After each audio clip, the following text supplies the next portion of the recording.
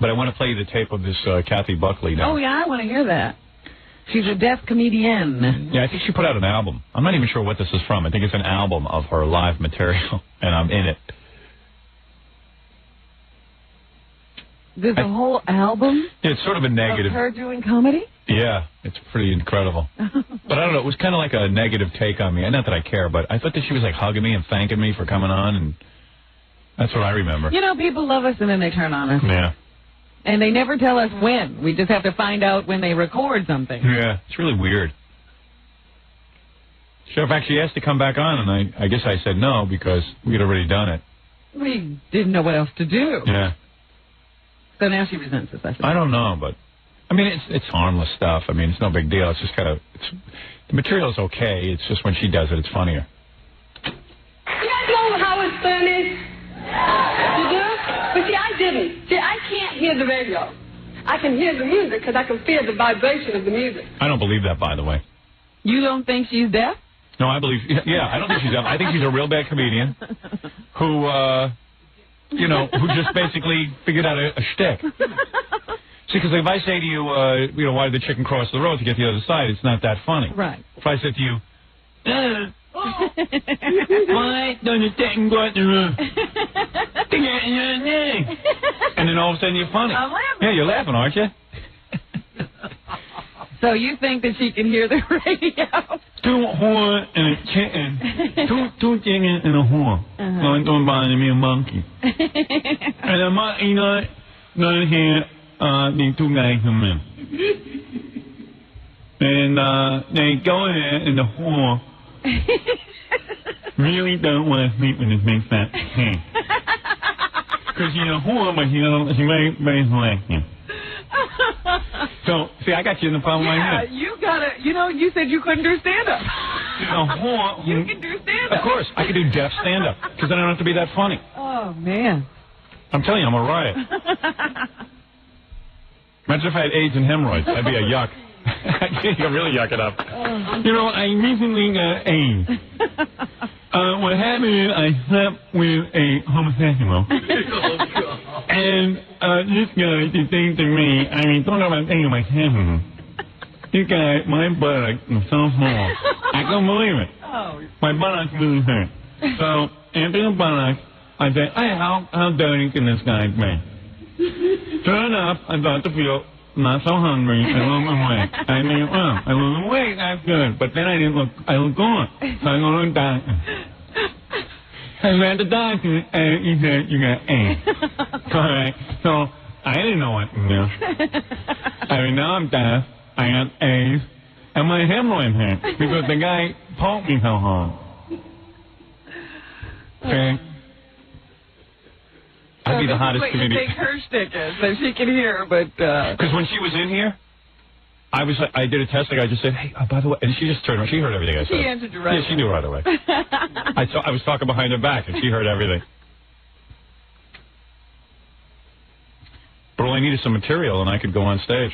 I need one of those jokes. Well, maybe you can get Billy West to write you some material. Yeah, right. I'll call his wife. He's full of good stuff.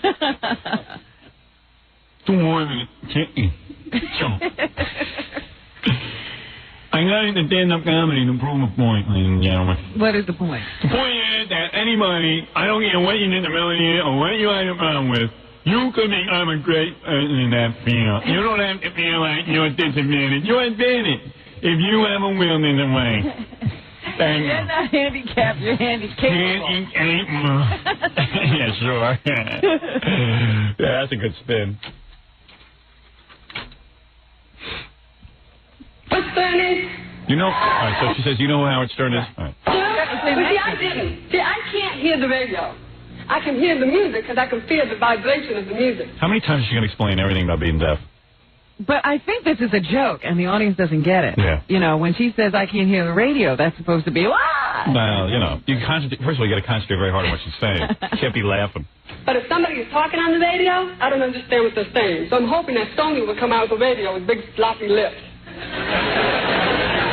Anyway. See, that's not a real funny joke, but the audience is giving her a mercy laugh. I'm not even mad at her. I mean, it's a cute little routine. Don't get me wrong, but that is a mercy laugh. If Jerry Seinfeld came out and said, you know, I'm having trouble hearing. I wish they'd invented radio with big floppy lips. You know, no one would laugh. Am I right? Come on. Oh, yeah. Well, I don't know who these people are. Maybe big floppy lips are funny. I don't know. When I go to a comedy club, I really don't want to strain to understand a comic. I mean, I strain all day. She thinks we're deaf. All right, anyway, here we go. Howard Stern wanted to know who this deaf comic was. Apparently, he was trying to locate me through the radio. He got a hold of my agent. My agent called me up and said, Cassie, would you be willing to do an interview with Howard Stern? I go, yeah, sure. Is he a nice guy? I went to New York. I met Howard. The first thing that came out of my mouth was, whoa, who doesn't do your hair? This man asked me some of the most absurd questions that I actually thought I was lip reading wrong. See what I mean? They're giving him mercy laughs. This man asked me some absurd questions. I thought I was lip reading wrong.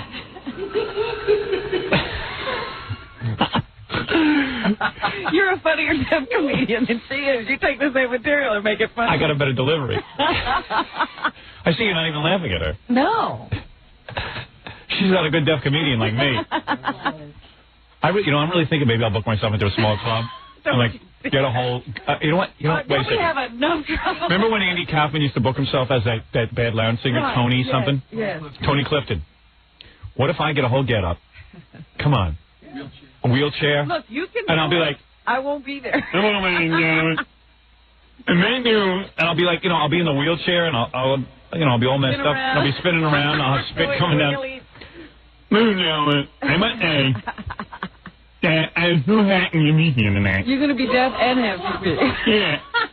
I'm so happy to be here tonight, New York. Don't many, don't think I'm deaf and who have multiple handicaps can be mine. I'm happy to be anywhere. I'm happy to be here tonight because I'm happy to be anywhere. Yeah. With all my disabilities. Take my life, please. Whose life is this anyway? My arms are too weak to back my guy. I'm a real mess. I don't mind telling you that I'm a mess. But my mind is fine. Don't pity me. You look at me and you think it's hard for me to get a date. You look at me and you think it's difficult for me to get girls. Well, I'm here to say I can't get girls. Now, ladies and gentlemen, I think that my time is up. So for my encore, if you will give me a big round of applause, I will now soil myself. I have not gone to the bathroom myself in the last round year. You know, this material is writing itself. Yeah. Hey, stick around. I'm going to show you my AIDS scam. But I ought to come out on stage with really multiple handicaps, and you can't even understand. Because I can do it really intense, so you can't even understand a word I say. So you're talking through a computer, even. Yeah, I'll be like, hello, ladies and gentlemen. I'll be like, I'm going to do this. I'm not kidding. You'll be typing out the But I'm going to go out to like a club in Milwaukee where they don't know me, you know, and no one will know who I am. Yeah. Ladies and gentlemen. And now, ladies and gentlemen, a big round of applause for Tony Clifton. Hey, man. Hey. Oh, ladies and gentlemen, as you can see, I am blind, I'm deaf, and I have a duty bag on my head. This duty bag, because I can't go to the bathroom. It's really not funny. Hey. Here's the saddest part of it all. I have. Here's the one, and they can't leave. They gotta laugh. Here's the one part of it all. I have 6 toes on each hand. You have toes on your hand? I have 6 toes on each hand. I tell you, my life's a mess. Things are really bad. My doctor just told me I have throat cancer. Thank God I'm deaf. When I don't know, tell me. I can't hear or see. I wish I couldn't smell. I crap myself every 10 seconds. Every time I go to the bathroom, it's really bad. Because I can't smell with me. Boy, do I think. See you. Oh, man. Please, roll me into traffic. That'll be my tagline. You know, like, take my wife, please. Yeah. Please roll me into traffic. Please, roll me into traffic.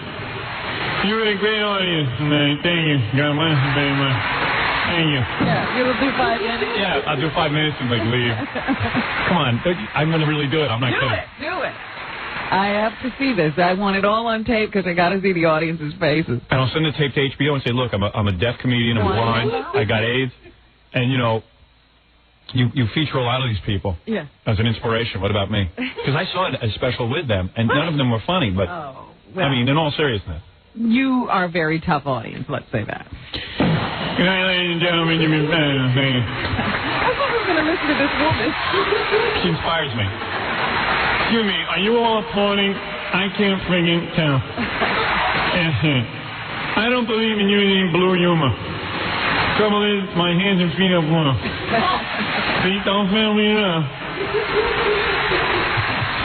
Guess what? My doctor told me I have 6 months to live. I have the Ebola virus.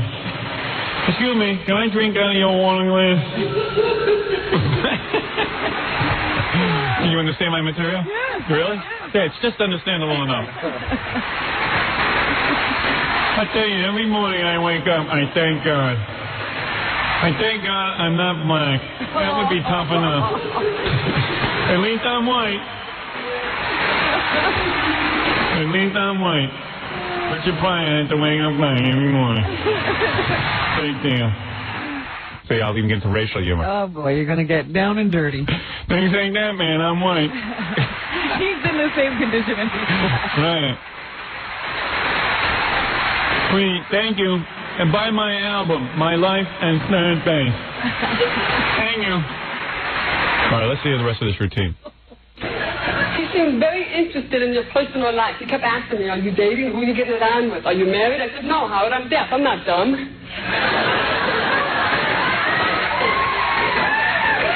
telling you, I'm gonna be the biggest thing in America. She's getting applause with this stuff. He even asked me if I would date a man with a disability. I said, I consider going out with you.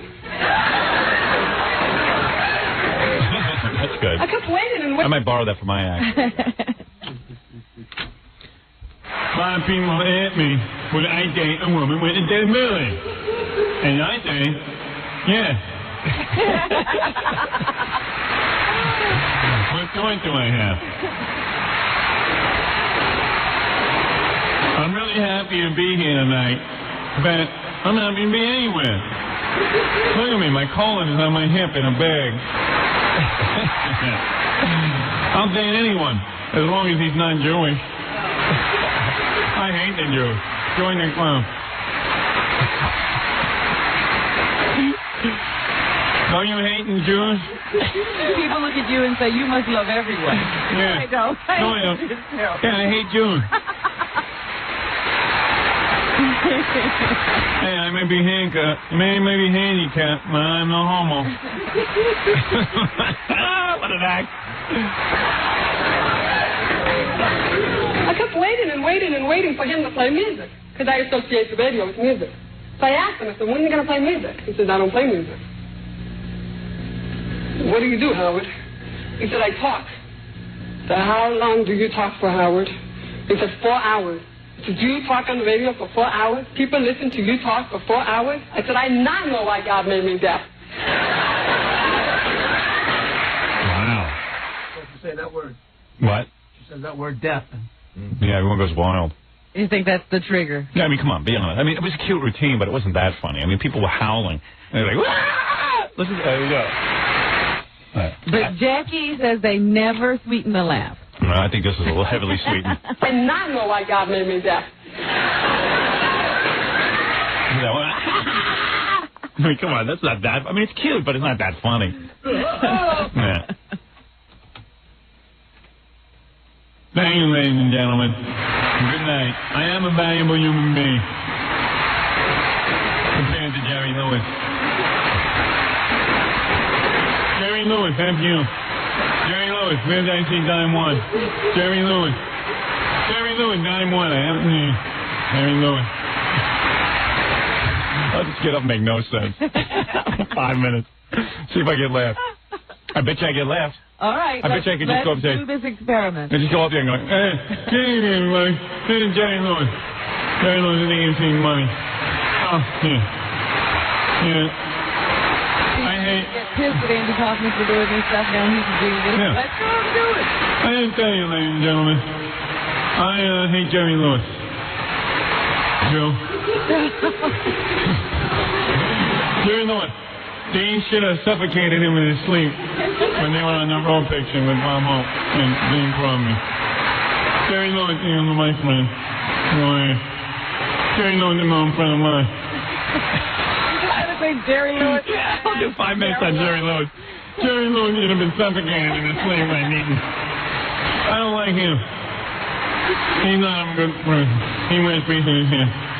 Jerry Lewis is a bad man. Just because he raised money doesn't mean I have to like him. I wish I had legs. I'm tired of sitting here in this chair, my duty. Duty. You know what? I hate airplane food. And not hearing a friggin' thing my whole friggin' life. I hate airplane food and being deaf. That is the worst. I don't mind being blind, because then you don't have to look at the airplane food. I wish I had no sense of smell. Oh, that airplane food smells bad. I hate it. And Jerry Lewis, he's a joke.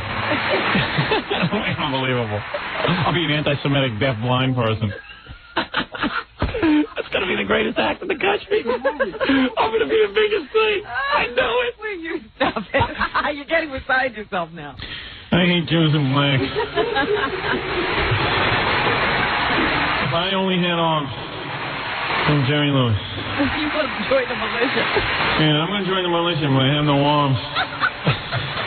I wish I had arms. I would give Jerry Lewis the finger. You don't like him. I wish I had a collar. I would date Shoshana Leslie, Jerry Lewis' girlfriend. Jerry Seinfeld. He's funny. Because he isn't Jerry Lewis. But he's a jerk, too. Ever notice all the Jews who comedy? Me too. I'll be so damn famous. Oh, boy. I can't wait. Hey, I might be handicapped, but I know one thing. If I was dead, I'd be funnier than Pauly Shore. Hey, you know who I hate? The Sphinx. And the Jews. They ought to, The angry handicapped comedian. yeah, they all collect welfare. I don't like welfare. As bad as I am, I never took a day of welfare. I make my money as a comic. Thank you. Hey, I want to create a master race. I'll put myself in the oven. Thank you. Hey, no Jews, no Sphinx, no Negro. I hate Polacks. I don't like them. This is so nice to put it together. You're really going to test the audience. My DNA looks like a can of worms. Look at my DNA. OJ, look at this. OJ is Yeah, guilty. you can't have props. Your hands aren't working.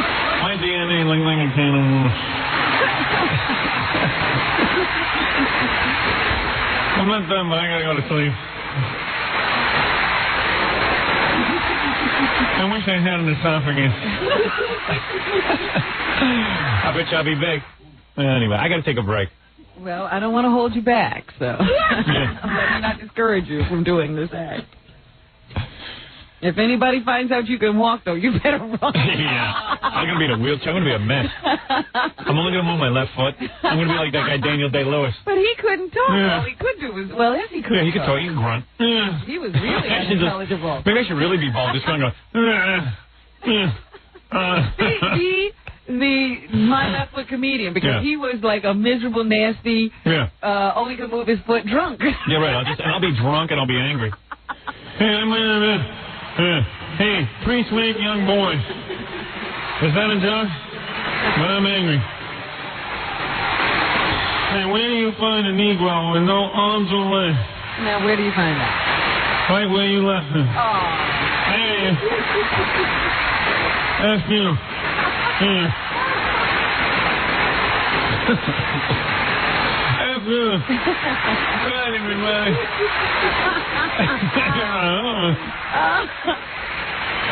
I can only see out of one eye. People will be going nuts. Applauding out of mercy. All right, I got to take a break. We'll be back right Did after. we get the end of her routine? I guess we Yeah, did. I think that was it. Yeah.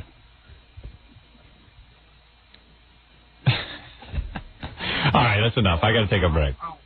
We'll return to the Howard Stern Show after these messages. 97.1 The Eagle. 8:37 at the Eagle. This is Brad Backstreet. It's 8:43 at 97.1 The Eagle. Call Howard on the Eagle's toll-free line, 1-800-54-STERN. We're back with the Howard Stern Show. Here's Howard. Yeah, good. Tuesday, I'll reveal who we're going to boycott and also Boycott, Jerry. boycott. I'm going to take a few phone calls real quick. People are very anxious to speak with us. It's a Friday. They're going to have a long weekend away from us. That's right. Let's pop the phones down and see what's going on. Hi, you're on the air. Hello. Hi. What's going on? Is this Howard? Yeah, hey, how you doing? I ain't doing too good this morning, buddy. You got me real pissed off. I got you pissed off? That's right. How That's did a you bad do that? thing, baby. Where are you from? I'm from Manassas, Virginia. Oh. You sound like That's right. Wolfman Jack. Well, I may sound like it, but I don't look like him. You understand? I hear you. Let's talk for a minute, Howard. All right. I've been listening to you since D.C. days, back when you was down here, you and Robin. Thank you, my friend. Right, well, I thank you. But number one, why would you sit out there and make fun of somebody's handicap, man? No, I'm thinking, have you seen these TV specials? I've seen them all, man. Oh, you have? I have people in my family right there that are handicapped. Yeah, me too. Yeah, so what do you? Yeah. No, you don't, Oh, Howard. yes, I do. Howard, I respected you for a long time. I can't believe you come up on Oh, stuff the like handicapped people love me. that. No, they don't love you. Hey, and tell that pickaninny to stop laughing right there. Everything ain't funny. Oh, a pickaninny. You know what? I'm not laughing at what you're saying. Oh, It's the pickaninny, way get back in the you're room, pick saying cotton. it. Pick cotton, baby. All you can do is pick cotton and roll your cornrows. You understand it? Oh, All right, now listen. Go on, go on. I'm hot, baby. I'm burning. I take it you don't like the black people. No, it's not that right there. Everybody is people. Everybody's God's children. You understand? Right. Except the and we all pickaninny. love each other. We got some bad. We got blacks. We got bad blacks. We got bad whites. Really? But number one, that ain't what we call them talk about. We talk about making fun of that poor girl the way she talks and stuff. That ain't right, Howard. No, well, let me tell you something. What I am thinking of doing is going out on the road, because I am not a great stand-up comedian, but I think if I had an extra shtick, I would be over the top.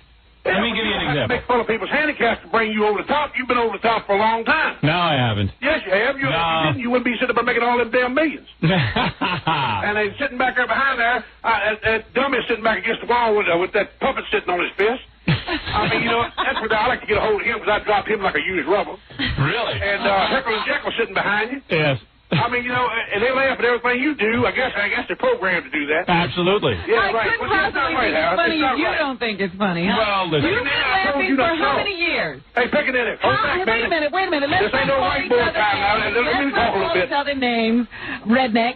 Hey, picking in it. Get back and pick a roll of cotton for me. Look, you damned hunk. Hey, Shut up. get back up here, baby. You don't have to sink to his level, Robin. Hey, no, he's not taking my level. She knows what I'm talking about. Ask you a question. Go ahead, Rob. Go ahead. You've been laughing since Washington, That's right. and we've been laughing. Now all of a sudden we're wrong. He's not funny. No, it's not funny when you make fun of somebody's handicap. Rob, suppose you had somebody in your family, a child, I your do. children, your I beautiful do. daughters right there, something happened to them like that. What would you do? How would you react, Al? I'd make fun of them. No, you wouldn't. Yeah, I would. Your wife would probably kick your brains in. Nah, she and can't your kick brother would nobody's jump brains. you too. She can't kick nobody's brains in. That's wrong, I can kick man. my wife's ass. That's wrong, Howard. My daughter has 5 arms. Oh, Five wrong. She has that. That's true. I swear to God. That stuff right there ain't no problem. She's got 3 I'm boyfriends. Main people's handicap. Please, Howard. Oh, be quiet. You sound silly. No, I sound silly. I mean, I'm talking we about all this love- wave of comedians. Listen, let me explain something to you about this show. I'm talking about this wave of comedians that are maybe about, on a scale of 1 to 10, a 5, but they get up there and people, they sort of laugh out of, they're embarrassed not to laugh. So I am doing a routine on that. Now, you got to do the accent of the people who are on stage. It's just like when I do a black affect, like the Amos and Andy affect. I I go, understand that. hey, my name is O.J. Now, O.J. doesn't really talk that way, but I go, hello there, my name is O.J. Or when he does an illiterate hillbilly, he sounds like you. Right. Well, I just, got me hot, man. I mean, Come on, go ahead. I run my old lady's car in the ditch coming down the road. I believe you love it. Thank you. Well, take care. All right, Right Hoss. on. Very good. Right on. That's Hoss. Go load your guns. What's up? white people.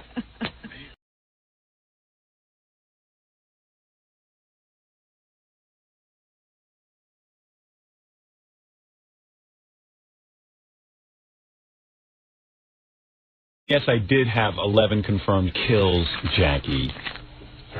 11 confirmed. No, he said to me, how many kills did you have in Vietnam? And I said I had 11 confirmed kills. But that doesn't mean I didn't kill more people. It's just that doesn't make confirm. Anybody who served. They could trace. Yes, yeah. It's like bowling. Have you ever been in a firefight? No, he doesn't. He was a draft dodger. Oh, so he wouldn't understand it. He got out on a technicality. He has bad knees. Yeah. No, because he said to me, how could you have killed so many people? How do they know? I go, well, I had 11 confirmed kills, but I don't know how many people I killed. It could have been into the hundreds. You'd imagine that you'd have killed a lot more in a war. Right, exactly. Of course I did. Just because I only have 11 confirmed kills doesn't mean I haven't killed more people. What do you get for 11? Oh, you get all kind of medals and junk. Yeah? Oh, yeah, they love that. Yeah. I mean, if they can find 11 people that you killed, imagine how many you killed just for them to find those 11. So, it's like ratings. Those 11 people represent X amount of people. So if you tell a guy you have 11 confirmed kills, to them that could be mean like 1,100 people you killed. Yeah.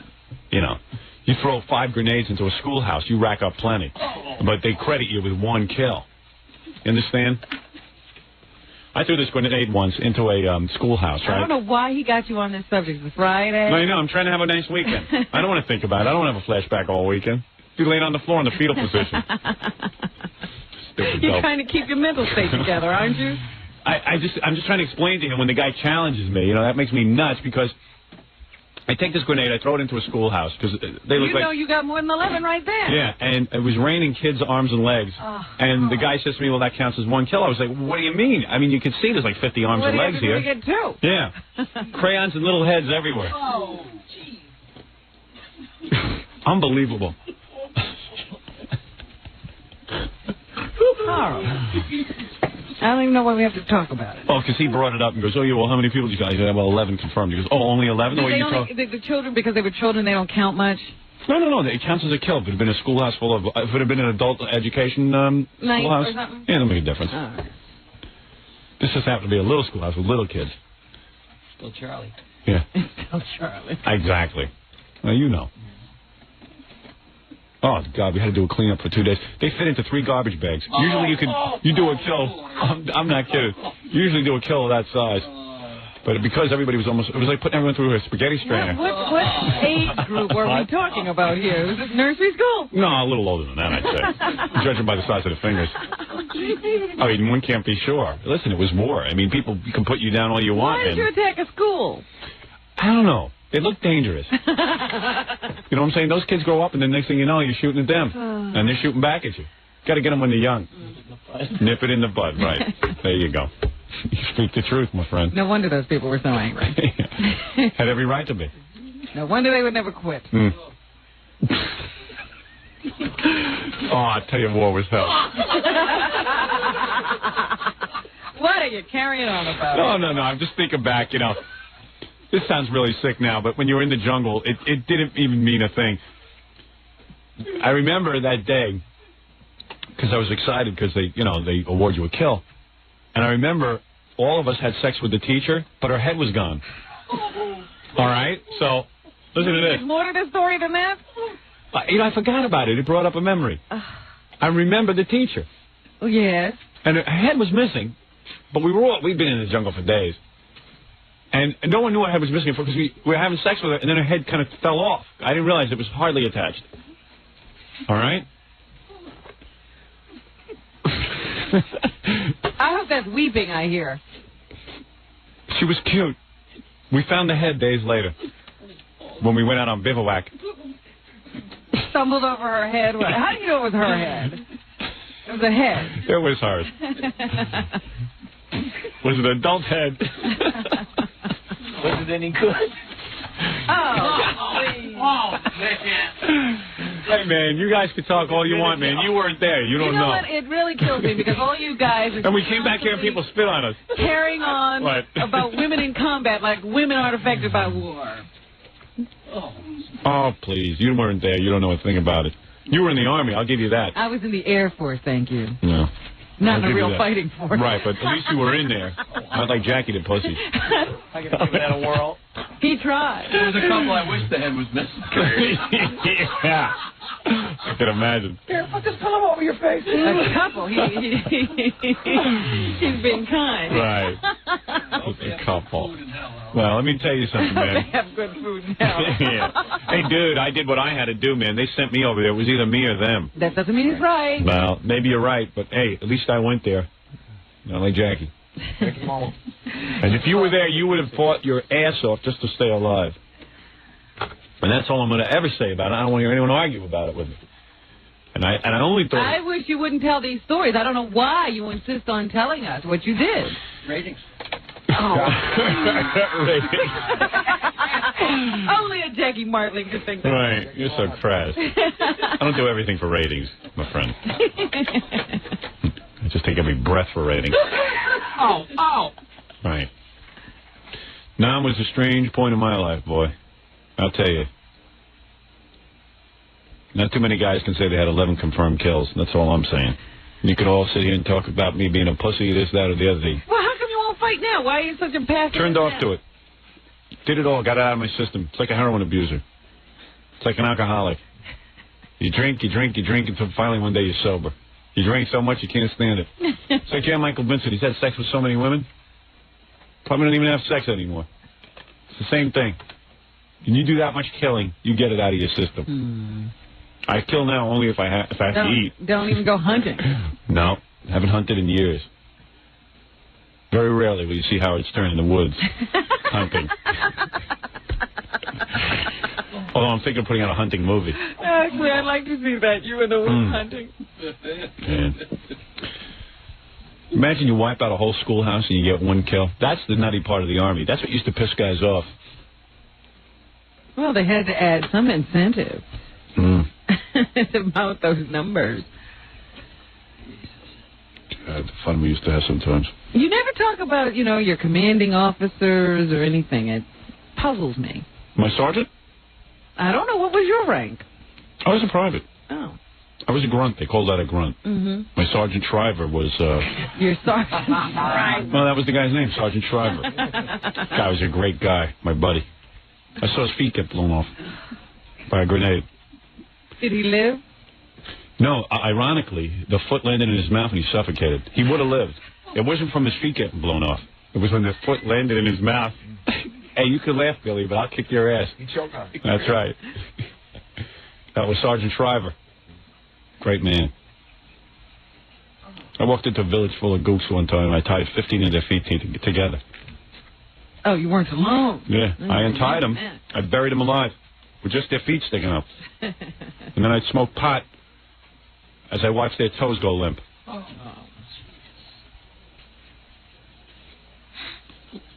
Me and my buddies, AJ and all of them. AJ. Did what you had to do. Did what he had to do. He's telling the story. And people like my Vietnam stories. A lot of guys didn't get to serve. Didn't get to like they wanted to. A lot of guys wanted to. I think some people are spoiling for a good war now. Right. Something about a man and guns and war. Living in a ditch. And living in a ditch. Did you hear Newt Gingrich? He said that women can't live in a ditch because they get infections. From their periods. He's right. Where did you hear that? Newt Gingrich. Oh, man. Wow. One gook, I cut off his ears, and I stuck a broomstick through his head, and we spun him around for fun.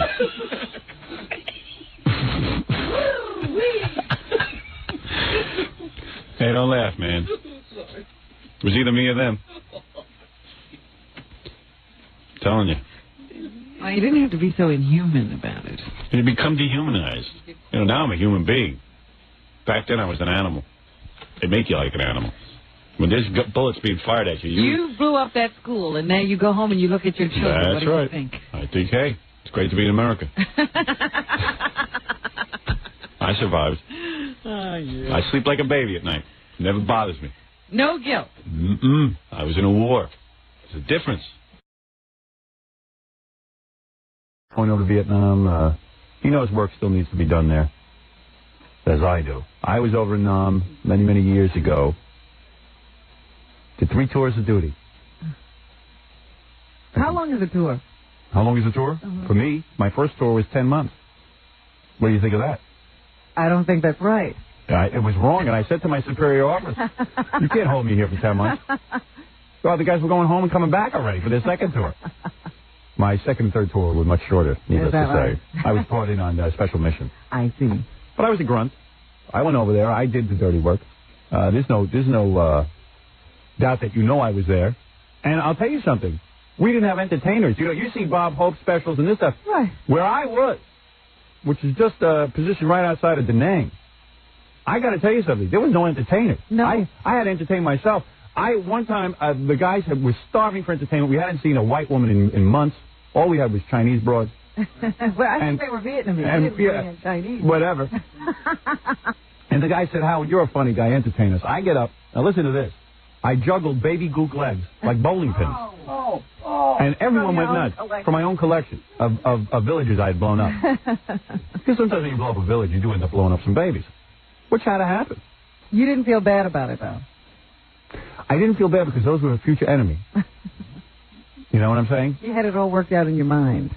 We did really weird stuff. Now it seems harsh, but at the time when you're in the midst of a war... Don't you think that sometimes you want to keep this stuff secret because it sounds so gruesome and inhumane? Because people forget, and I have to remind them. There's one time the guys and I were...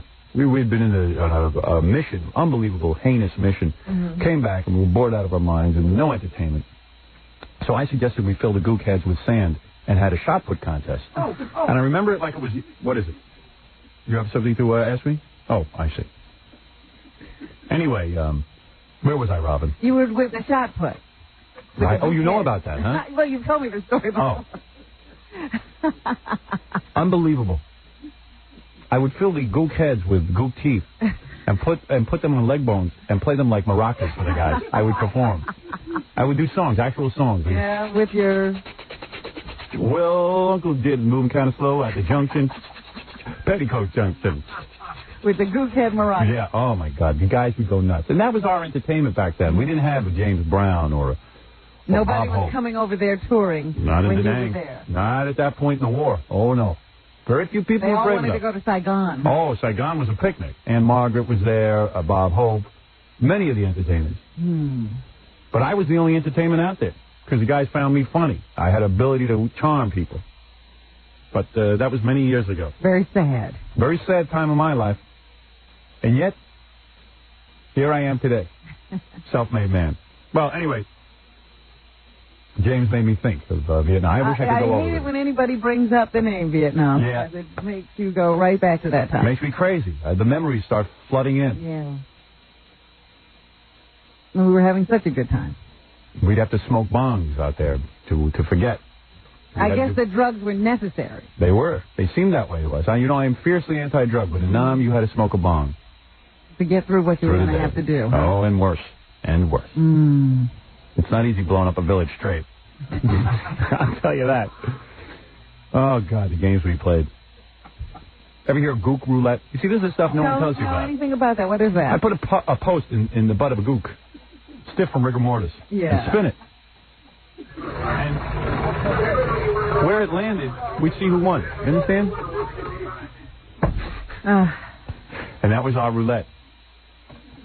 You never buried people over there. Very rarely would you stop to bury someone. The only time I buried someone, I buried this one guy would not admit that he was VC. And I remember I took his wife, his children, and him out in front of their little grass hut, and I buried him alive with just his hand sticking out of the sand. I'll never forget it. And the reason I left his hand, that's so I could shake his hand goodbye. That's so I could shake his hand goodbye. I remember I had to do that because I had to torture him to get him to admit that he was VC. Did he ever talk? How could he talk? He was buried in sand. Family talked. But those were tough times. Hey, it was either me or them. I don't know, Howard. It sounds to me like you had, you were taking a lot of innocent people. Well, you want to know something? They weren't so innocent. A lot of them were guilty of something. You had to see these people. They were up to something. They were up to shenanigans. Everyone knows it. Oh, it was unbelievable. One time we had to bury, we had wiped out a village. Yes. I'm still to this day not sure if they were VC or not. But we just figured they were at the time. Why take I don't chances? know why you've never been brought up on charges. You've admitted to terrible crimes. Well, I'll tell you, no one does. Only Lieutenant Calley, who, by the way, was just doing his job. Anyway, we would bury the bodies with their buttocks sticking out of the ground. Now, what purpose was that? Well, so we'd have somewhere to put our napkins in the crack there. We would put the napkins for the picnic. Park your bike. Oh, you. Oh, I did all kind of nutty things. This is why the guys love me in my platoon. I would bury Kong with their feet sticking up. And I would keep my pen between their toes as a pen holder near my desk. Oh, I was sick back then. Now I'm much healthier. Yeah, I don't know how you got over all this. That's right. I feel like maybe I'm in danger when you're Yeah. Oh, man. Pretty wild stuff I was up to back then. I'm a lot older now. I think you ought to try to forget about it. You shouldn't bring up these things. You don't think I should anymore? No. Well, maybe you're right. Maybe it's wrong. Who knows? I mean, we're trying to open relations with the Vietnamese now. Not me. I'm not interested. I was over there. I know what was going on. The spread of communism. And I stopped that dead in its tracks. They are communists now. Yeah, but it didn't get over here, did it? Thank you. Hey, you can laugh all you want. I didn't see you protecting America. I was in. You were in the Air Force, but you weren't over in Nam. I did what I had to do. All right. Well, you just did because you were being silly back then. You didn't know what else to do. I read your book. God. I told you I used to keep goop tongues in a bottle of water, in a glass of water. I don't remember that one. Why the glass of water? I would use the tongue to lick the stamps, then I write back to my family. Because I didn't want to, my mouth was often dry. I was very inventive over there. You never let anything go to waste. If I killed somebody, I used all the body parts. I can definitely say when you hunted, you used everything. You bet. You damn right. You didn't get into any cannibalism or anything like Never would do that. Yeah? Mm-mm. Well, that's good to hear. Never got into actual cannibalism. I came close. I never actually did it.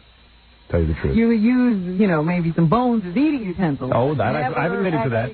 No, never. The flesh of the Kong? No way. All right. No way. Maybe I can. I'd sooner eat King Kong before Viet Cong. Maybe I can live with you then. Right. No, never would do that, Robin. No matter how bad it got. And it got bad. Yeah. When you run low on rations, you start to look at those people and start thinking, goop butt cheek. Not bad. Needs a little turkey hot sauce, but, sick back then. All right, I don't want to dwell on it. Please. Because we've got Dracula Gottfried coming in. Oh, yeah. God, the things I did. Did I ever tell you? See, the memory just keeps All right, real quick story, because I got to break. I'm going to get Dracula Gottfried. But I would starve the Viet Cong. I would get a hold of one, put him in a pen, and starve him. Yeah. And then I would put them up on all fours right before they died. And the poor, emaciated right. person. And they would get stiff. They'd be on all fours and get stiff. The rigor mortis would set in. And then they died just in that position. Yeah, and I'd use them as a TV tray, TV dinner tray. There was no TV. No. That's right. But I would eat my meals on those trays and pretend it was the TV. Unbelievable. It was unbelievable. And my platoon commander loved it. He said, that's inventive. He says, you really hate the enemy. That's what's good. I can't even watch the OJ trial. I see Ito on TV. I get nuts. All right, I got to take a break. And when we come back... Hey, let me talk to one of my Vietnam buddies. I'm always happy to talk to anybody who's been in Nam like myself. It's a pretty traumatic experience, and I like to celebrate with my buddies and talk about Nam the way guys talk about it. When were you there? Oh, God, I don't even remember the year anymore. What year were you there? 1967, 68. This here is Chuck. I was there in 69. Okay. That was a sexy year, man. Yeah. I flew gunship helicopters with the Firebirds. So you weren't down on the ground. No. No. He was in the air, but that was dangerous. So only these guys on the boats had it easy. Us guys, all us grunts who were down there on the ground, and the guys in the air did not have an easy job. That's correct. You had a gunship out. Remember I was telling you about my buddy who used to fly over the rice paddies and all the planes would play tic-tac-toe on the rice paddies? Yeah. This is the guy. Yeah, right. What you had to remember, Howard, was to put an X on him, you had to get him in the head. To put an O on him, you had to get him in the gut. Right.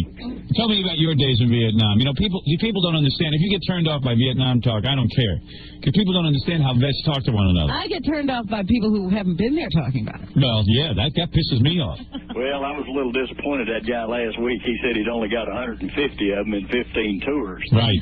Well, Gary's seen a picture of ours. We had them lined up all the way out of sight in one of the pictures. That was just a day's work. How many would you say you had?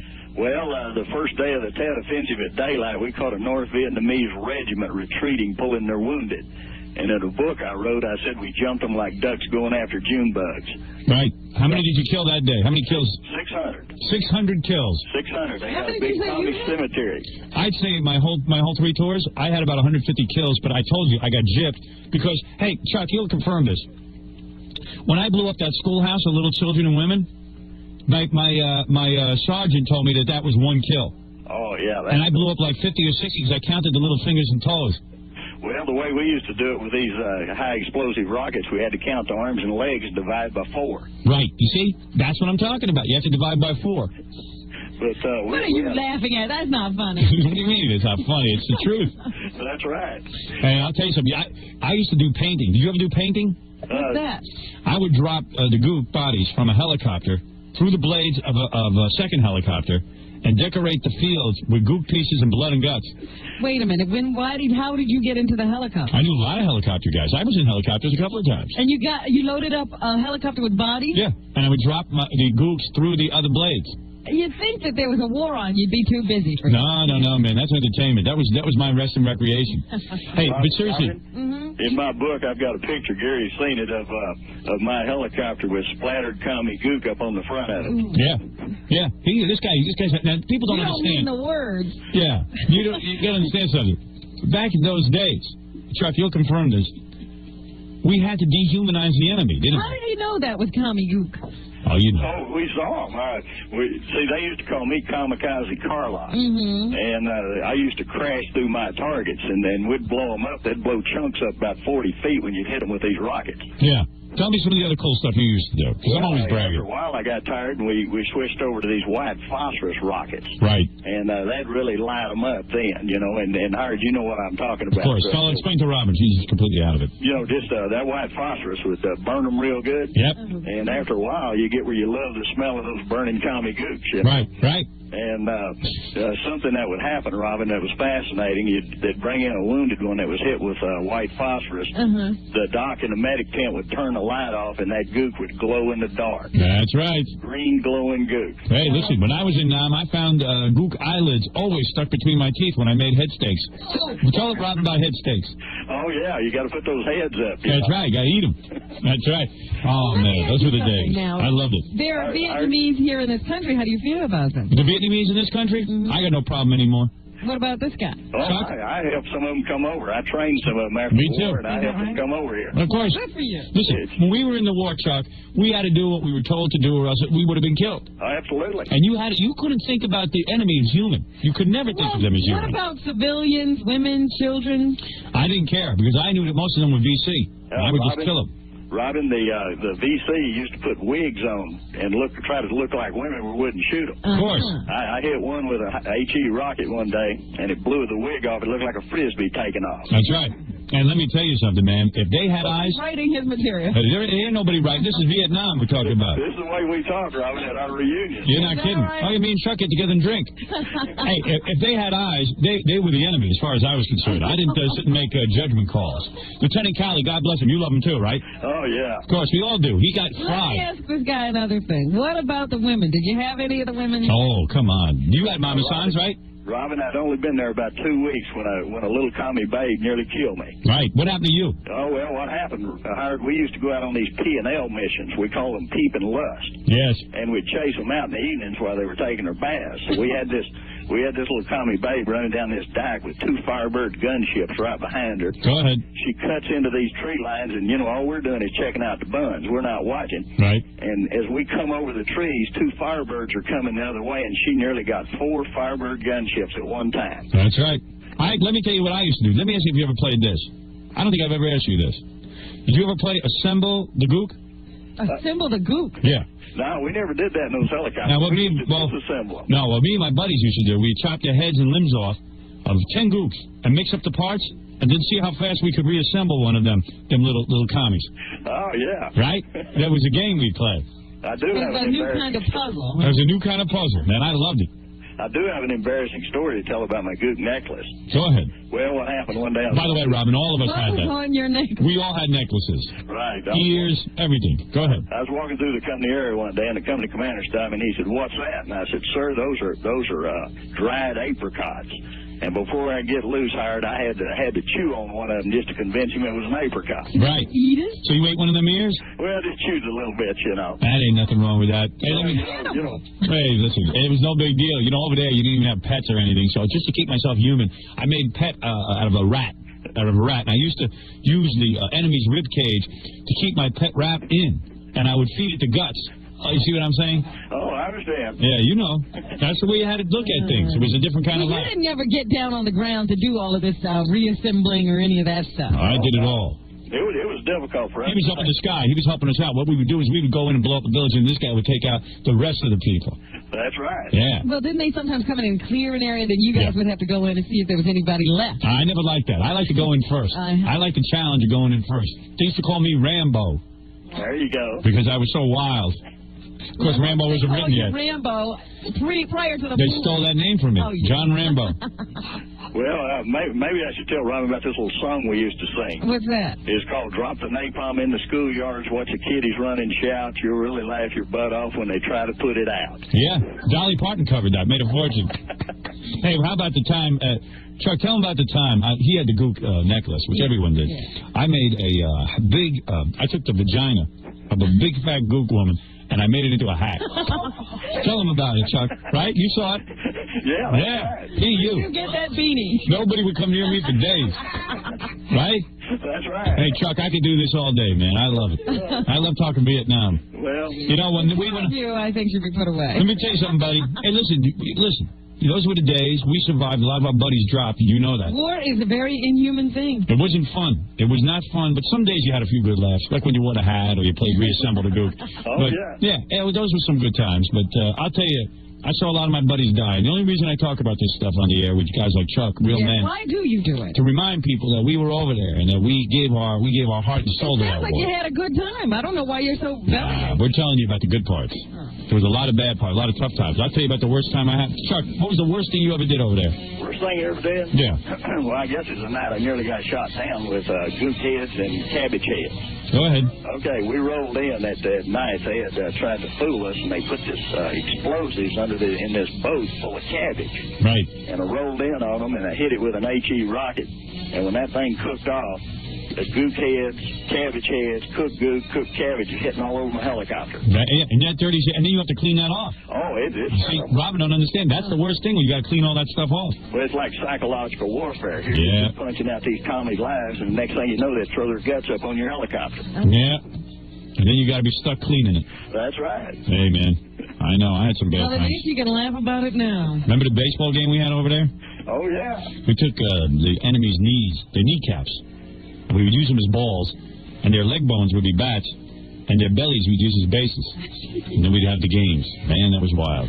Let me ask you something. What was your division name? What were you in? We were called the Firebirds. The Firebirds are one of the bravest units over there. Right, and I wrote a book called The Firebirds. Our business card said, "You call, we kill, death on call." Right. And when you had these boys in your corner, you weren't afraid. Let me tell you something. Hey, you still selling that book? Oh, yeah, they sold the first printing, and they got some more in yesterday and going to distribute some more. So. Yep. You know what my battalion was called? What's that? The Jews. A whole group of Jews down on the ground fighting? No, they weren't Jews. They were just called the Jews. Why is that? Why? We used to bake matzo on our back when we'd go in.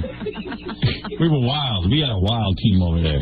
I heard, should I tell Robin about this 80-year-old mama son that could run like a cheetah? Yeah, tell her that good story, buddy.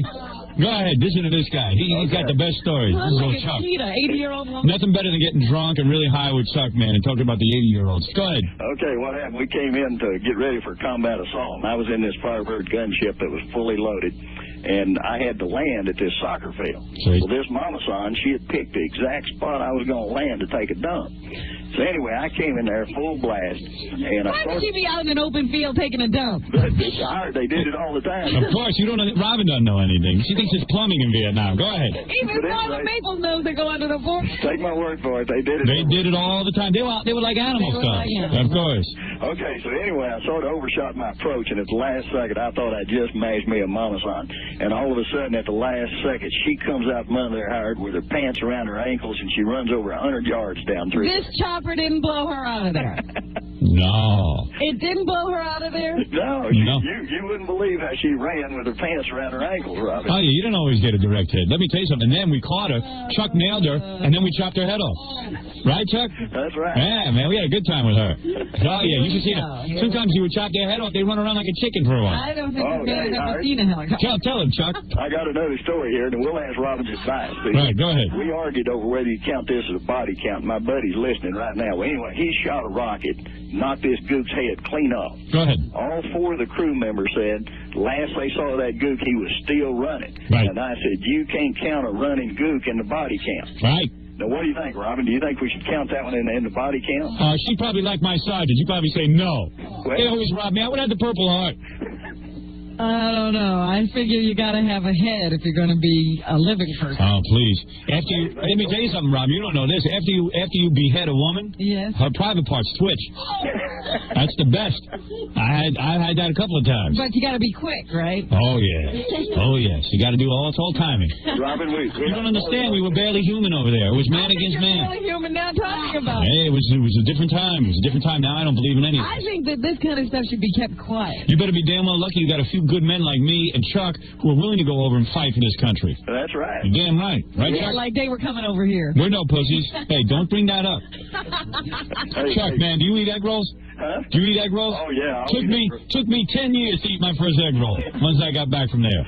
There's stuff they call a spring roll. I could barely eat that. I heard we had another one running down the dyke one day. Hey, this is a good one. He's got his gun in his hand. He saw he wasn't going to make it, so he threw that gun down, turned around, threw his hands up right when my buddy popped a rocket at him. See? It didn't go off. It speared him in the chest. Right. And my buddy said when he flew off, he was laying there with that rocket sticking up, and he said he looked like a gook hors d'oeuvre out there. See? That's how we fought this war, man. Unbelievable. And this is all in your book. This is in my book. Oh, he got a book. That's a good book. Stories, they had to politically correct it a little bit. I think so. Hey, Chucky, here's a woman who wants to give us some crap. Hey, honey, you there? Yes. You going to give 2 vets crap? You going to tell us what we did was wrong? Go ahead. I'm just saying, why are you demeaning it so much? You're joking about all these... No, we ain't demeaning, honey. You were sitting here dating while me and Chuck were over there kicking ass. Dating? Yeah. I was born in 68. Yeah, you started way too young. Let me tell you something, honey. When you got 2 men over here who aren't ashamed of what they did, who are proud of what they You did. weren't even there. I was there, honey. You Don't tell me. Hey, where were you? When have you ever fought for this country? I wasn't born yet. Well, I was. All right, I can tell when I'm talking to a vet, and you and I are bad to the bone. There's Right. no doubt. You're damn right. I'll bet you 2 recognize each other. I think I remember you from over there. Right. Right. You guys are just so full of it. Oh, we so full of it. Hey, let me tell you something, Chuck. You tell this Mama San on the phone what you think of her. Well, I tell you what, she just had to have been there to appreciate it. Right. My father was in the Vietnam War. Yeah, so? What was he? He doesn't talk like this, does He was probably some pussy boat guy. Probably on one of them ships swabbing the deck. He wasn't up there doing anything. No, he was, but I mean, he died for his country. Oh, he died. Oh, that's then we respect him. No, thank you. But why? Right, Chucky? That's correct. That's a good man. I'm just glad he can't hear these 2 fools. Well, I'm sure he can. He's probably listening to Howard in heaven. All right, honey. Then you're excused. We won't yell at you because you lost your daddy in the war. Right, Chucky? Hey, Chucky, how many babies you leave over there? I probably got 5, 6 kids over in Vietnam. They'd be pretty old now. Oh yeah. Right, you too, right? Oh, no, I tell you, after that little commie baby that killed us that day, I stayed away from them. You did? Yeah, the only ones I ever looked at were missing heads and legs and stuff like that. You're a real man. You didn't go over to Thailand for a little R&R? No, heck, hey, Robin, 5 days after we blasted that 600 gooks, I went to Hawaii and got married and still married to her. Is that right? That's right, man. All right, thanks. He's married to a Chinese person? No, I met my wife in Hawaii. Yeah, she's Hawaiian, same thing. Oh. All right. Once you go over there, you start to get attracted to everything you killed. Right, Chucky? That's right. That's right. Hold on, honey. How are you? Oh, boy. I love Vietnam, man. Love to talk to other guys. You're on the air. Hey, Howard, you're a liar. You were 15 in 1969. No, I'm not a liar. Why deal with I was the 15. truth? I enlisted at 15. Let me tell you something. I'm not a pussy like you. Why deal with the What were truth? you in? I was old for my age. Old for your age. I was. War on drugs. That's right. Thank you. Hey, Chuck. Yeah. You ever going to go back to Vietnam? Well, I went back in 93. Yeah, let me tell you something. If you see any kids over there that are tall, yellow, with big noses, that's Howie Jr. Treat them good, all right? I tell you what, I certainly didn't tell any of them I was a Firebird gunship pilot when I went back. I told them I was a biker. Yeah, you got to keep your mouth shut, my friend. You don't want to tell them any stories. Right. All right, my brother. Hey, plug your book again. It's Chuck. Okay, it's Firebirds, and it's sold the first printing already, and they've got a new printing just came in yesterday. That's right. All right, Chuck. And what's your last name? Carlock. They call me Kamikaze Carlock. That's right. Kamikaze Carlock, very legendary over in Vietnam. You got to read that book. Hey, you know who just bought his book? OJ. He loves it. Thanks, Chuck. Okay, great talking to you. Take care, man. Bye. That's a real man, Robin. OJ takes some of his tips. We'd all better go. There's a guy you can respect. Good old Chuck. From a distance. Yeah, don't want to get too close. Man, that guy is a hero among veterans. Took out lots of the commie. VC. Always took out his share.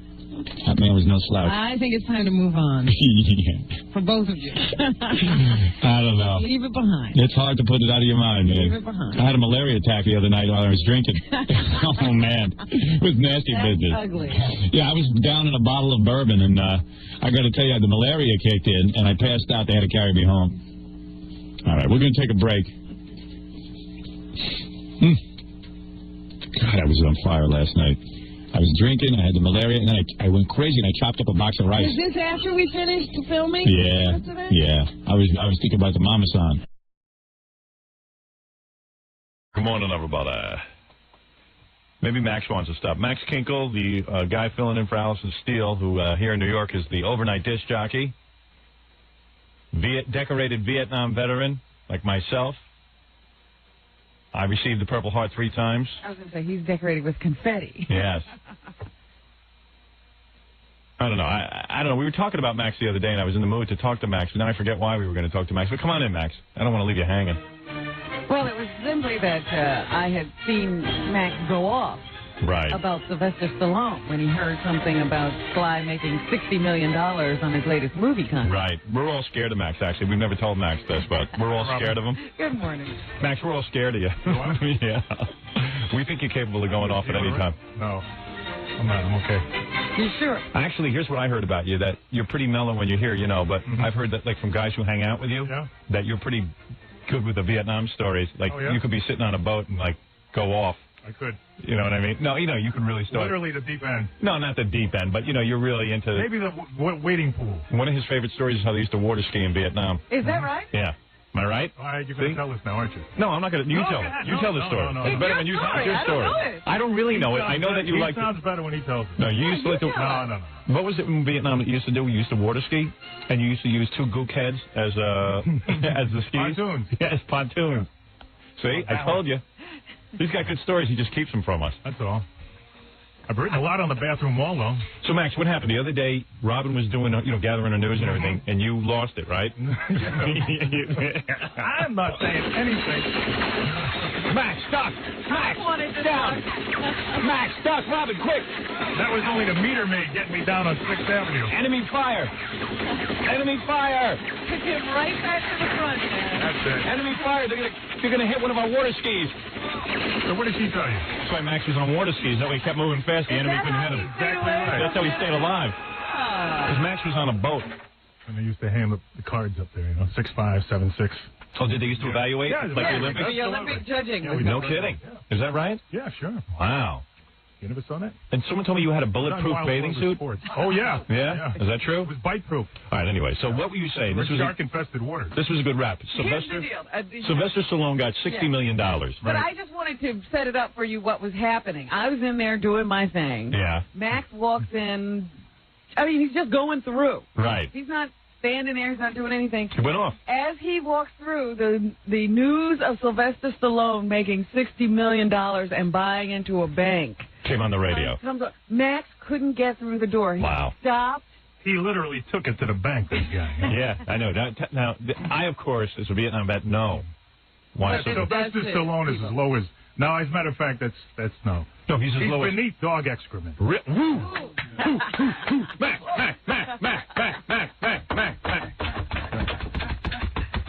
Go ahead. Finish. Why? Well, because what he did. Tell us what he did. Tell us like you told me. Educate people.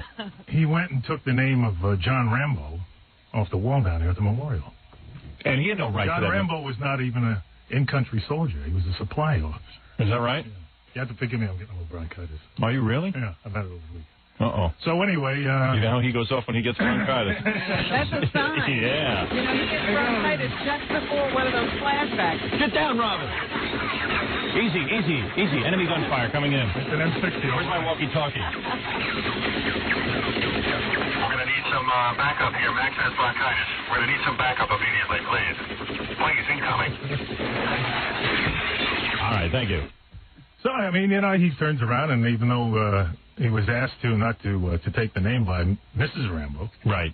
The mother. Right. On coast-to-coast television, she cried and everything. Is that right? She said, hey, listen, that's my son's name. I don't want to... We don't want you to portray him as a warmonger. He was in supply. Right. The guy was on the tarmac ready to leave, and... Now, you know that did Sylvester Stallone actually take the name off the wall? Or was it like some other guy wrote it? And, no. That's the guy. Stallone did that. He wrote the Rambo series. Right. Yeah. Well, he didn't write the first one, did he? What was the first one? First Blood? First Blood. Yeah. I don't know. Did he? Yeah, if I'm not mistaken. So. If I'm not mistaken, I think he was in on it. I thought he just starred in a movie. Yeah. Well, they never commented on it. It was aired on June 18th, 1986. And then you're mad, too, because he was, during the war, he was in Switzerland, draft dodger. He was in Switzerland at an all-girls school teaching. It was all girls, huh? Yeah. He wasn't half stupid, I mean. That's what it was like. Yo, I go Max over and do is this. smiling now. Yeah. When he stopped in that newsroom. See, that's the Max we want on the air. Yeah. There was a monotone, you know, it's like, oh, man. It's not easy when you know. Bastard. That's the Max we want. Wait a minute. Can you tap into that, Max? Let me clarify the statement that you just made. Can you tap into the Max? I did not say that bastard. Really? No, I said that rat bastard. Oh, you said rat bastard. You should have said rat jap bastard. Then I would have respected you. So then, so you unloaded on him, and then there was something else we had to ask Max about. Max, you don't think you'd ever go off, though. I always am friendly with Max. You never know. Yeah, absolutely. I'm always friendly with Max. Am I right? Who's your best friend at the station? Well, I hear tell. That's right. Hey, you don't see me, man. If you ever get mad at everyone here, I wouldn't. Don't take it out on Old Stern. No. Your friend. I'm your buddy. You're my bro. To me. That's right. That's right. All right. So anyway, Max was upset about the recent Rambo or Sylvester Stallone $60 million signing. Well, then he goes off onto how you got to figure $60 million. Yeah. 60. And a lot of people don't know this. 61,000 people committed suicide after they returned home. Yeah, this is the other issue, right? So go ahead. This guy virtually gets $1 per suicide. Well, a little more than that, no? No, that's right. 60 million versus 61,000. Right. So 10 million. You do the math, Robin. Max, can you do the math on that, please? I don't want to. Right. I want to subtract something. Right. I'd like to see it be subtracted from him. Right. You know. So you are not a Sylvester Stallone fan. I don't like the idea, that a lot of people turn around. Kerrison's got a column in Post today. Very, very good about parole and everything else. Right. Even though Perot's a big loser, the Vietnam issue, he's right on. Yeah, he's right on that. He says we shouldn't be making... Go ahead, Max. You say it. No. Hey, we shouldn't be making a deal with Vietnam, and Bush shouldn't be going over there taking money and everything until they find out what happened to the POWs. Now, that bum, I voted for that bum. Yeah, we all made that mistake. I don't want to hear this veteran stuff. Right. And a lot of the veterans organizations, I don't like the VFW. Right. Even though I'm a lifetime member of them. Yes. Because they didn't turn around and do the right thing. Right. Well, they could have turned around and said, look, we're not going to endorse anybody for president. But they sure as hell could have turned around and said, but we're not going to tell you anything but bad about Clinton. I told you, Max has a whole agenda going you here. keep mentioning names, and you will get the Max I saw. Yeah, we're getting there. We're getting the Max you saw. These are the best bagels I've ever had in a green room in my life. There you go.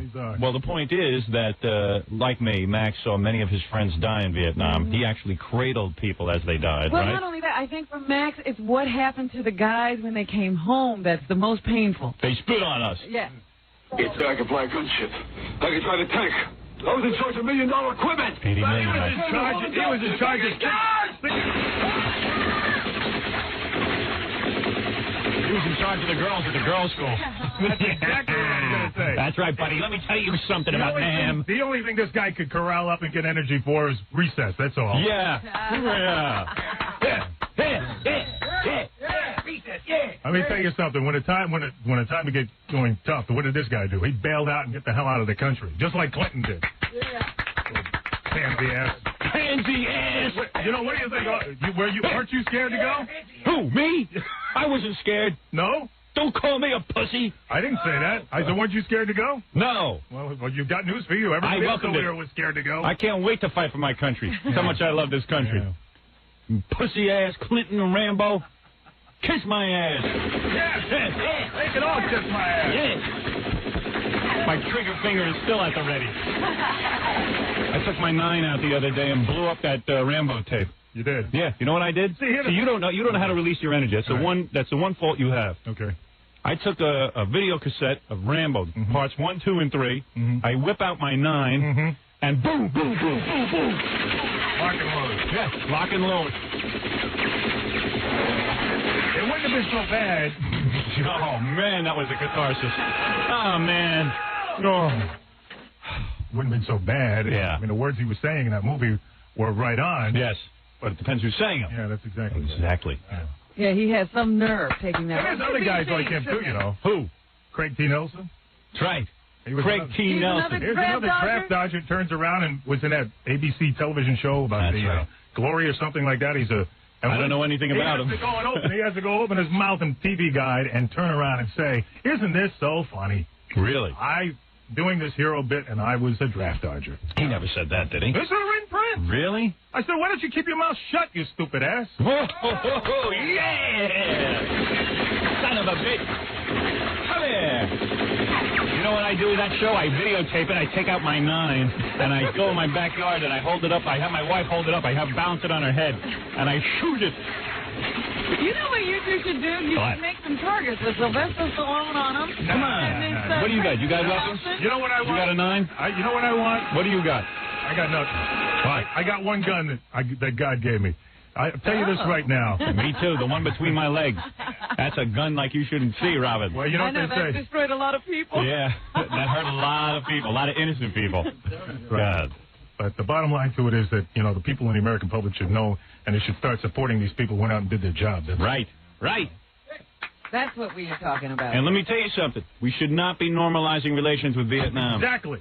Not until we know where our find out where POWs are. everybody is. That's exactly right. There were men missing in action. In a column there, it says today, it says that there's deliberate reference that Pearl had talked to somebody in the State Department or somebody down in Washington that alluded to the fact that they knew. That's right. The guys were still over there, but they're saying, well, you know, they're too old now, and even their wives are remarried, and their children are too old, and they don't want to know them. You know what we got to do? I don't care if there's a guy over there, and he's got no legs, and he can hardly even remember one iota. I want him back. Yeah.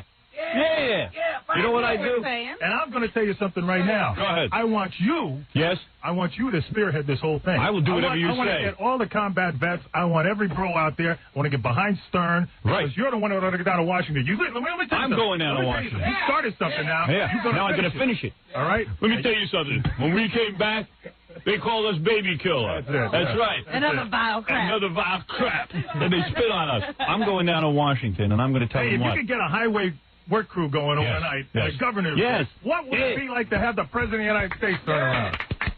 And as soon as Dole is made president, I got to do that. Well, let me tell you something. What? I don't know what you just said, but it seemed to make a lot of sense. The other thing that he had said the other day was he was pissed off because all the Jerry Garcia phone calls were coming in all night. That's good. Hey, I'm with you on that, too. You know, listen, if you got Jerry Garcia requests to make, call another station. We're here fighting the Vietnam War still. For crying out loud. Better things on our minds. My son is a Deadhead fan. Is he really? Yeah, and I said, you got to get him out of that. I said, guess what? I'm not giving you airline tickets to go over here. You know what's the worst thing about Jerry Garcia dying? The worst thing is that every one of these stations now, even MTV, VH1, have to have Jerry Garcia tributes. Yeah. I don't want to hear that much Grateful Dead. Holy mackerel. More than I've heard in quite some time. You should have seen what I did this weekend. I took every one of my Grateful Dead records, took out my 9, and I shot them all up. Is there a bullet left in the country?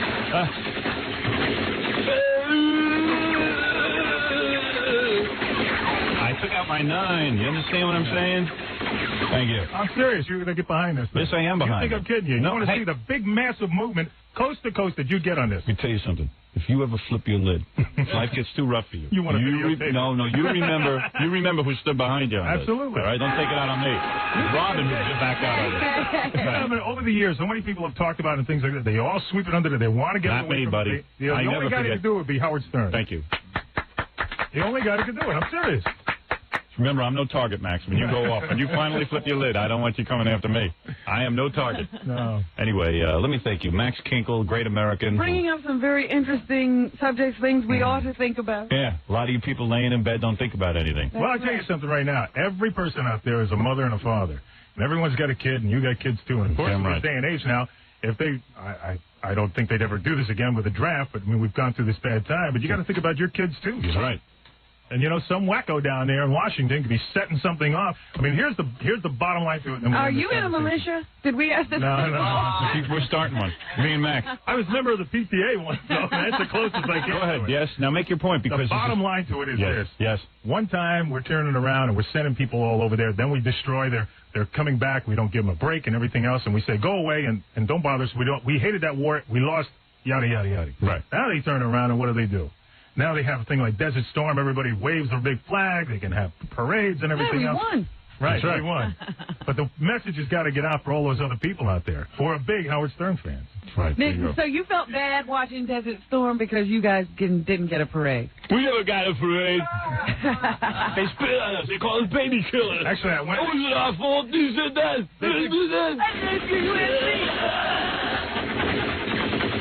They did give us a parade back in 85. They gave us a parade. Yeah, I got that parade. Yeah, right. I was in that. Nobody came. Nobody showed up. It's horrible. So the bottom line to it is that, you know, there are a tremendous amount of people out there. Listen, God bless you, There are Max. good movies, though, too. Forrest Gump was a good movie. Listen to me. Never mind Forrest Gump. Yeah. Gary. So you're not upset with Tom Hanks? Robin, I have to take a break here. Gary, after Max leaves, change all the locks. You guys ready to go off, I'm telling you. Any other names you want to mention who were rat bastards? Rambo and Craig T. Nelson. That's it. That's your enemies are my enemies. Here's the thing. Hey, hold it a second. What's that? What? Go ahead, yes? Don't, you know, people have got to stop. All these reporters and all these other stupid asses out there, they always use these analogies, and they call it a Rambo style. Right. Poor John Rambo was just a supply guy. That's all he was. And his mother to this day wishes they'd stop using his Rambo analogy. Right. So stay still Sylvester Stallone. Let me tell you something. You know? If you're upset about it, I'm upset about it. Let me tell you, that's not right. Your He's right. cause is my cause. You know that after serving in Vietnam, 3 tours of duty, as you know, a lot more than you. True. Let me tell you something. You know I can't eat in a Chinese restaurant? No, you can't. Can you? To this day. Well, I want to do lethal things with chopsticks. That's right. Yeah. What is it, Bob Fooey? By the way. It's really funny. I was listening to Max for a little bit, and then I had to go double off some tape, so I didn't hear him. When I turned it back on, the tone of Max's voice has gotten, like, it's really gone up a couple of levels. Yeah, you change all the locks on the doors. I'm not kidding about that. Max is all worked up. I don't want him all upset. All right, listen Still back. looking for you in Hong Kong, too. I know it. That's it. Oh, man, bivouac. Over in Kowloon. Yeah. Well, anyway, Max, right, thank you for stopping by and yelling about Vietnam. You do it eloquently. I stand by you and everything you just said. Okay. It's Robin who you have the problem. Oh, no. I hear you, Max. I hear you and I sympathize. Everyone in the room I'm hears upset, it. too. Yeah, man. Hey, and go ahead, load it off again. I hope you're here a long time, man. You deserve the job. I hope so, too. Absolutely. From your mouth to God's ears. We're all behind you. No one here is your enemy. Remember that. Okay. We love you. It was Fred who burnt the flag. I didn't know it was supposed to happen like this. It was just supposed to be another assignment.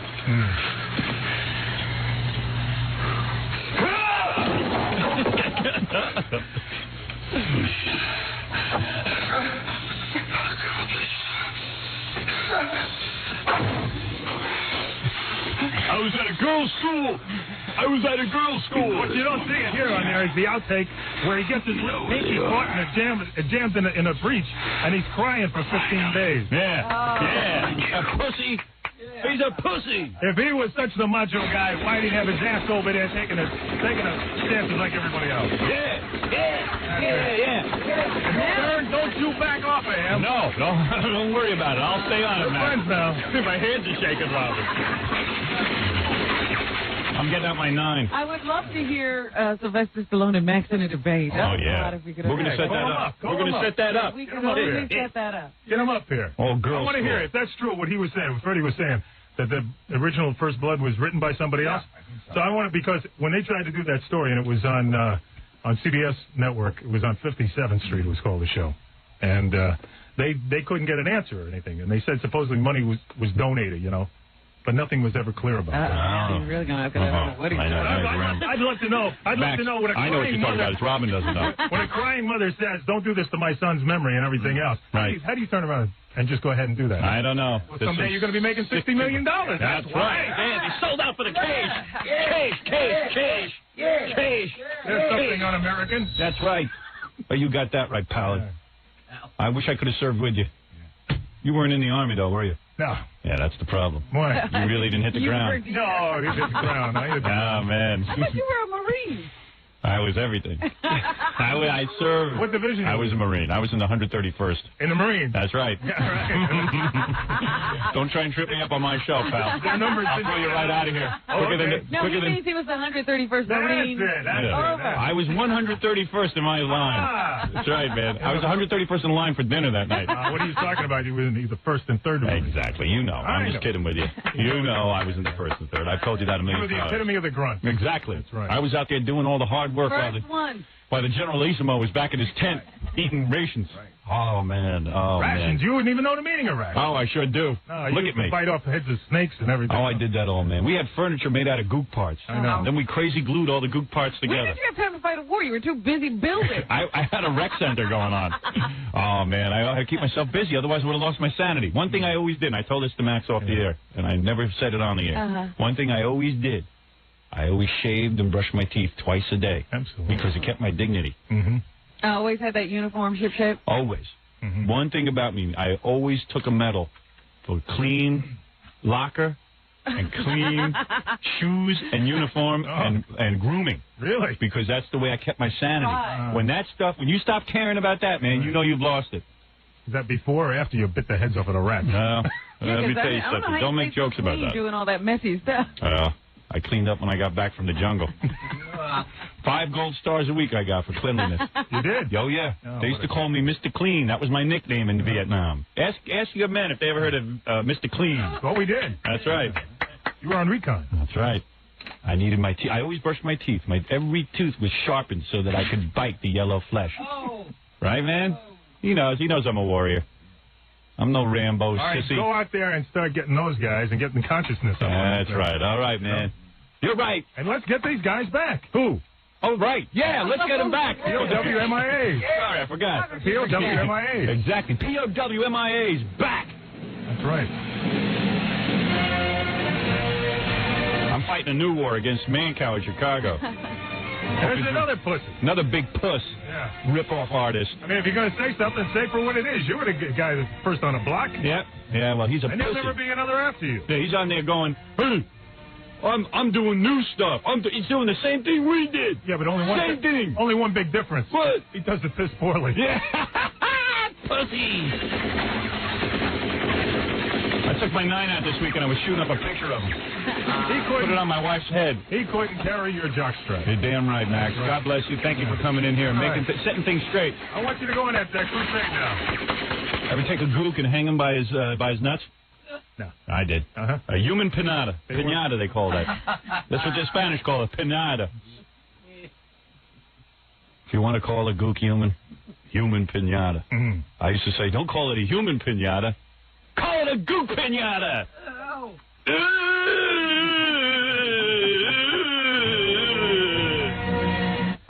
You were really into it, 100%. Yeah. I was the bravest man in my battalion. They should be calling that guy in the movies you. Sternbow. That's right. Sternbow.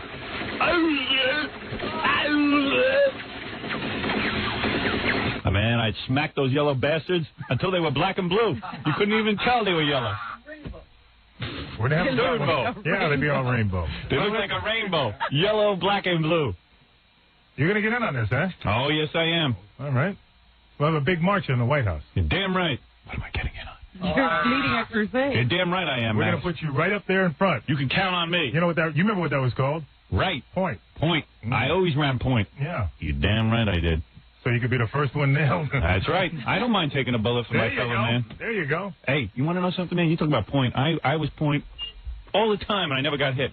Everyone behind me got hit. Yeah. He did point out in the open standing up. Poor Max, I think his head's in a point. Had a couple of rough days over there. It's all right, man. You're all right now. You're home and forget about everything else. All right. Here's a guy who doesn't forget, though. I like that. He doesn't forget the guys who're back. After I And the guys they left behind. left the Special Forces, I moved around a lot. Yeah, you went from one studio to another, and now from one loser pitcher to another. Keep losing. Yeah. Keep going. Back to Sweden at the old girls' school. There you go. Then you really got a good reason to go, oh, Adrian. All right, Max. You didn't mind him when he was rocking. I don't mind that. He wants to go and do that movie stuff, that's fine. Just don't be doing that stuff, when other people did their job, Nobody wanted to go over there. Everybody wanted to do their job. Did you ever kill on I Sunday? want to know who the hell's going to do the job today. Me. I told you I'll do it. I never killed on a Sunday, though. Hey, that's one thing. I'm religious. I never killed. Did you ever kill on a Sunday? They told us it was Saturday. I would kill. There never was a Sunday. I would kill Monday through Saturday. On Sunday, I rested. That's exactly right. One thing, man. I never killed on a That's Sunday. why you lost. Because God don't want you yet. God don't want me yet, man. All right. Max Kinkle. All right, thanks, Howard. Overnight disc jockey, Vietnam veteran. Yes. We're Now, going to did Washington, they ever right? call you for any special assignments, Max? Yeah. What's that? Don't set him off, Robin. I'm sorry. All right. We're going to take a break. Still filling in for Allison Steele. Mm-hmm. Be on tonight at 2. Let me tell you. We'll look forward to it. I'm looking forward to your show. I always listen to your show. By the way, I don't listen to these other guys. I heard the parody. Of what? Was it Wisconsin-Salem? And oh, yes. That's that a was good funny. one. Yeah, I got one about that pussy man cow. Yeah? Here's one. Yeah, here. Yeah. His daddy just died. It's too bad his daddy died, but he knows his real daddy's sitting right here in this chair. Because he's a big pussy. He's a big pussy. He's going to tell people from Chicago he loves Chicago. He's from San Francisco. What's he talking about? He's not even from San Francisco, is he? He's a big dick. What's the bottom line? He's line? a rip-off artist. 2 guys get into a ring. Yeah. 1 guy leaves. That's right. And guess who's leaving? Not me. You're going to be standing there. You're damn right, man coward. Why don't you come down here, you big pussy? Why don't you come down here and fight like a man? Or you're afraid like you were with Danny Bonaducci. You big pussy. Remember what they used to say about Jesse James? What's that? The dirty little coward that shot Mr. Howard? Yeah, that's right.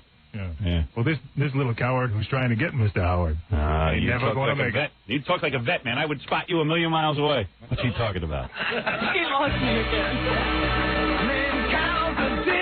He's a little dick. You rip off Howard show. Daily. It's the same exact show. Sloppy is bad. Listen to the tapes, my friend. Funny and you blow. Your ass sang. And your pappy's in a body bag. Put on your Kotex, man, cow. And your pink dress. And your little pink dress. Your vagina face. It's such a mess, yes. Go to the funeral in drag. Your pappy's in a body bag. Daddy's dead. He's in the dirt. Why don't you join them? Both of you and Larry work. You're such a chicken, just so afraid. We hope that you and your whole family catches AIDS. I know how to fight a war. And hot fight, 'cause Howard's at your door. Now you're his bitch. You're my little bitch. His blood is slowly whore. That's what you are to me. Now look down. Your pappy's in the ground. Hey man, coward. You know you made us gag. You stole your act from Howard. Jump in the coffin with your dad. Howard will be on top. You'll be in the hole with Pop. The jig is up there, man, cow. You know that you're a pussy. Yeah. Bonaducci made you wow. Apologize, I didn't do shit. Yes, you did. You got no balls. You got no balls. You got no balls like Max Kinkle's balls. Yeah, that's it. That's right. All right, go get him, Howard. Go get him. I took out my 9. I was shooting pictures of that idiot this weekend. He goes down. He goes down. This is one more we will lose. All right, Max, you better go calm down. All right. You're ready to set off. You know, he can't be crying. No.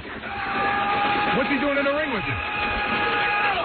He's a pretender to the throne. He thought I was fired. They thought I was fired from Chicago. I wouldn't be coming back, so they stuck him in. He thought he could do all my material. No one would call him out on it. I'm not like the other disc jockeys in Chicago, you fat cow. Let's add intelligence to his line of inabilities. Huh? No, listen, Mac, you better go rest. You're not kidding. All right.